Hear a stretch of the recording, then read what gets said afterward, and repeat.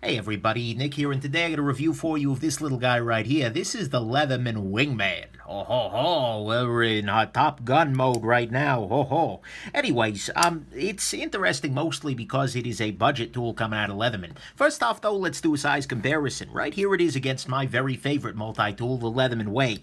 So you can see it is only slightly smaller, although it is substantially thinner, which is good. Right here we've got the Leatherman Charge TTI, so again, about the same size, maybe a little smaller, but substantially thinner than the Charge. And then right here is your Leatherman Squirt PS4, which, I'm sorry, P4 that is, and obviously way smaller. And then we'll pop it open here just to give you a sense of that. And we'll just compare it against the Wave. So you can see here that these, in terms of pliers, are actually about in the same range, but, and again, handles are a little bit bigger on the Wave, etc. We'll be talking about that comparison a fair bit here, but there you go. And then let's do a quick tool tour for you. We got right up here pliers, complete with this little area here, and then a wire cutter over there. If we pop open these little tools inside, we see we've got ourselves a Phillips head driver sort of affair, as well as a flathead, which is very, very thick. We'll talk about that a little later. Right here is the, on the other side, we have a package opener, which is great for like clamshell packages. We have ourselves a combination ruler on one side, file on the other side, and then we've got ourselves a bottle opener, slash cap lifter, slash can opener as well. Cap lifter and bottle opener being the same thing. And then down here we actually have ourselves a wire stripper. You just put the wire kind of there and you can pull it off there. So that's nice, as well as a pocket clip. And then on the outside of the tool you have a knife, which I was just able to open with one hand, which is kind of nice. And then you have a pair of scissors, complete with spring. So there you go, scissors. So there we go. Let's go on ahead and jump into the good, the great, the bad, and the ugly of your Leatherman Wingman here. So the good side, first off, I do appreciate the fact that this comes with a pocket clip. On the Leatherman Wave, which is much more expensive, that's actually an aftermarket option. But on this guy, it is included, and it's actually placed very nicely for right side carry, because it puts the clip holds this guy in place against the side of your pocket much more effectively than if it were on this side, where it would be possible for things to open up a little bit more. I like the way that this clip was done. It's a decent enough clip, no real complaints there. Next thing, I gotta say, I'm loving the fact that the Torx bits on this guy are actually just boring vanilla Torx. Unlike on the Wave, where you have security-style Torx bits. You can buy both bits online, but this is just a little bit easier if you ever need to tighten something up. So I like that very much. Next thing, I do appreciate the fact that the knife is not only one-hand openable, which is different than on the Leatherman Rev, but it's also locking. So you've got this little liner lock mechanism where in order to unlock the knife, you push this leaf in, and then you can close the knife. Appreciate that very much. And the scissors lock as well, although they are not one-hand openable, but why do you need to one-hand open scissors? So that's nice. Next thing, the pliers on this guy are spring-loaded, and that's kind of a double-edged sword. At some level, it makes things a little bit easier, but at another level, well, we'll talk about why that can be a little frustrating, but it is nice in that it helps to offset a little bit of, well, potential ergonomic trouble, and it can be very nice in some situations. A couple of the tools are also worth mentioning specifically. I do like the addition of the wire stripper little guy down there. That strikes me as a smart little device, and it's a good choice. The fact that they've got the little ruler on the pry tool slash file slash other thing is kind of nice too. There have been a number of occasions where I've wanted a very small measurement, and that makes it a little bit easier to do so. I also very much appreciate, by the way, the very small flathead tip on the end of this guy. In my experience, this little tool, a small little flathead tip, can be one of the most useful things you can have with you. Because not only is it good for scraping out of weird little locations and things like that, but, you know, it's good for small screws, and this is a very, very useful tool, and having it on there is a fine little way to go. So can't really argue with that. And then finally, scissors can actually be very helpful in a lot of situations. Particularly, you know, you got loose threads, or you want to cut some shipping label out, whatever, and they work fine with the spring loading and whatnot, so that's good. Then finally, on the good side, I am a big fan of the fact that these tools have a hole that you press through on the other side. So there are two ways you can do this. You can either try and dig your finger into this little area here to pull these out, which is fine if you like nail nicks, or you just go to the other side here and you kind of use your finger to press, and that pops these guys way up, so it's much easier to grab. This is a real nice accommodation for people with bigger fingers, who may not be able to get their entire fingertip down into there, and pull that out. So that is a nice little accommodation they've offered us, and I appreciate it very much. So to me at least, that's what's the good here, is you get these holes to allow you to push the tools out without the nail nick.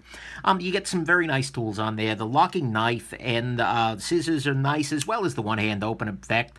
Spring-loading pliers can be very nice. It's using non-security Torx bits, and it comes with a pocket clip by default. Let's talk about what's great here. Look, for lack of a better thing to call great, I'm going to go with the price. The price on this is actually pretty competitive, I guess. It's $40. The reason I'm maybe a little bit disdainful is that this actually used to be $30, but they raised the price and introduced the Rev down there at $30. And the Rev was a terrible tool. Oh my God, was that bad. And so, you know, I would have much rather seen this guy at $30, but, you know, even as it is, $40 for a reasonable multi-tool is not so out of line, particularly one with a company that'll stand behind it. So that's going to be what I'm going to call great, although it's kind of pushing great, is the price there. Let's talk about what's bad. Okay, so on the bad side, first off, if you're looking at this and thinking, hey, cool, lanyard hole. No, it's not a lanyard hole. Basically, the problem with it is that when you actually go to pull the tool out, yeah, watch this. Tool goes right through the lanyard hole, slices your lanyard off. Maybe you could pull it off if you used a really thin cord or something, but don't think about it like that. There's not really a lanyard hole on this guy. Next thing, I am not a big fan, and this is a nitpick, 100%, but I'm not a big fan of having both a knife and a package opener on this tool, because I feel like they both do effectively the same thing. Certainly a package opener is more specialized, but I would rather have a more specialized, different tool in the place of the package opener there. Not a big deal, but it is a deal. Next thing, the flathead driver on this guy is really, really kind of weirdly thick. Here, I'll pop it out and show you. I mean, seriously, this is pretty hardcore. I'm not a huge fan of it, and there are going to be a lot of flathead screws that are a little bit too, where the gap is a little too thin for this guy to work. So I don't quite understand that particular choice. Maybe it's a hardening issue or something, I don't know. Next thing, on the knife front, I am never a big fan of half serrated knives, and this guy is indeed half serrated. Generally, you end up with kind of the worst of both worlds. With the questionable steel, and this absolutely is, you're gonna end up, this will be a lot less dull, a lot less quickly, which is good, but otherwise, no, I would much prefer a straight edge like you get on the Rev or the Wave or something like that, or just have two blades. But I don't know, that bugs me a little bit. And speaking of the steel here, 420HC, which is not a good-to-go steel. If they are behind the curve, they need to be moving to a better steel at this point. Next thing, this knife does not have support for the Leatherman bit kit. If you look at the Wave, for instance, there is this little socket in here which takes any one of these exchangeable bits, and so you can buy a whole kit that has about 1 billion bits in it in all kinds of different sizes, has extensions, things like that. This does not feature that at all, and that's one of the very best features of the Wave and the Charge. And to be missing it here is honestly not so stellar. Next thing, the tools in this guy, unlike in the Wave, the Charge, or the OHT for that matter, do not lock. Here, I'll push them out here.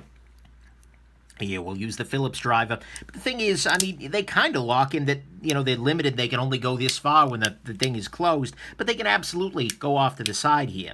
The only thing that's holding them in place is the spring tension off of this little piece of metal here. That's honestly not something I like very much, especially with screwdrivers and especially with the length of it. I really hate that feeling of my driver just kind of collapsing in and slamming my hand into it and going off. That's ugly. Not a big fan of that.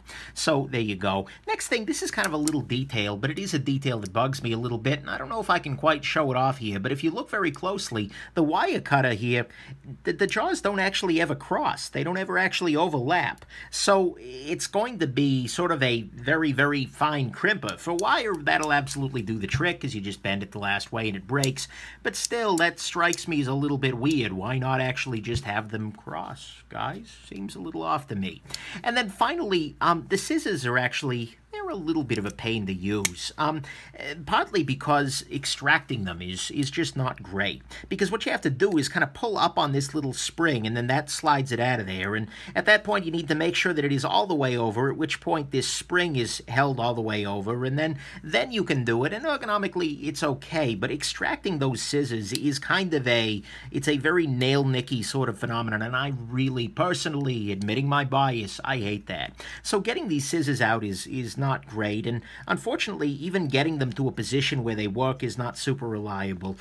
Scissors have been done better. We'll put it that way. So to me, that's the bad thing, is that first off, the scissors require a bit of nail nicitude there, and they're a little fiddly in and of themselves. The wire cutters don't actually touch. The tools are just slip jointy. They don't lock. It doesn't support the Leatherman bit kit at all. I'm not a big fan of half serrated knives, and 420HC is a steel that is way behind the curve at this point. The flathead driver is overly thick. They've got the package opener and the knife, and the lanyard hole isn't one.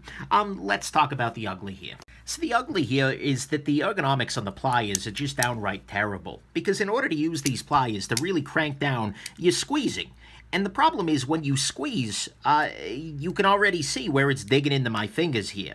It is not a pleasant experience, because this little piece of rounded metal comes to a sharp edge right here.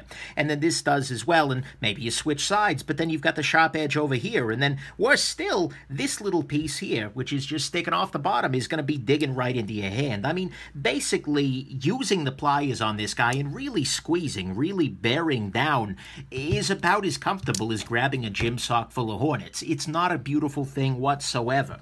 And then on the other side of this, despite it having all these hot spots and all these areas that it's grabbing, it's still very slippery in the hand, because the entire thing has this sort of smoothish texture here.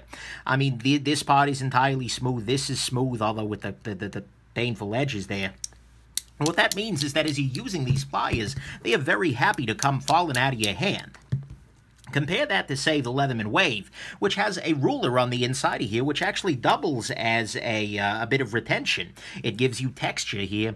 That's a really smart idea. And the fact that this has these spring-loaded pliers, which want to come flying out of your hands, just makes this not very good at all. You could probably add that texturing in yourself with a rotary tool or something like that, but honestly, they have no excuse for not doing that to start with. That is pretty ugly.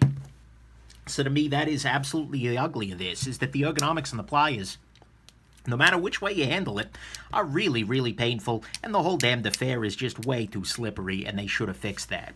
Let's talk final conclusions here. Okay, final conclusion. Look, as far as a budget multi-tool goes, this is okay.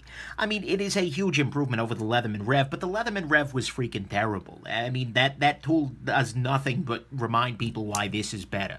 And so when you pay the extra $10, although they used to be the same price, to go up to the Wingman, it is absolutely an improvement. And frankly, if you put aside everything else in Leatherman's lineup, it's not a terrible tool. You get a fair number of decent tools for a decent price. It's got some definite issues, but those issues are by and large fixable, or at least deal-withable. But the thing is, I am not really a big fan of this guy. Between the Combo Edge 420HC blade, that's never going to be a path to my heart, but more importantly, the plier ergonomics on this are just really terrible, both in terms of slipping and in terms of, you know, feeling like a condom full of pottery shards. This is just not a great thing in the hand, and so they should have done that better, and had they done that better, I'd like this tool a lot more. But part of my disdain and my dislike and my disappointment with this tool is probably because I'm used to Leatherman's higher end. My everyday carry multi-tool is this guy right here, the Leatherman Wave. And, you know, compared to the Wave or even the Juice or the Skeletool, this just doesn't line up very well, and especially with the Wave, because the Wave is just, it's more versatile, it's more ergonomic, it has full bit kit support, it's got a better complement of tools, it works way, way freaking better. The Wave is so much improved over this guy, but the thing is, it is also twice the price, and that's a pretty big downside. But the thing is, this tool right here, the Wingman, strikes me as kind of a textbook case of buy once, cry once. If you only have 40 bucks and you need a multi-tool today, then okay, sure, I guess the Wingman is fine, it's okay. And it's probably a decent choice for travel or just something to keep in the truck or something like that. Okay, I guess. But if you can afford to save just a little bit more, well, actually, to save double the price, let's be real here, or if you can afford the splurge and go up to the Wave, you absolutely should. Because the Wave is just a better tool in every damn conceivable way. And I think you're going to be way happier with the Wave here. So my final conclusion on the Wingman here is kind of mixed. I mean, if you can afford to go up the range a little bit, you absolutely should. But if you are limited by budget or by availability, the Wingman is, well, not so bad to have at your side. There you go. I hope this has been interesting to you and that you have yourselves an absolutely wonderful rest of the day. Bye now.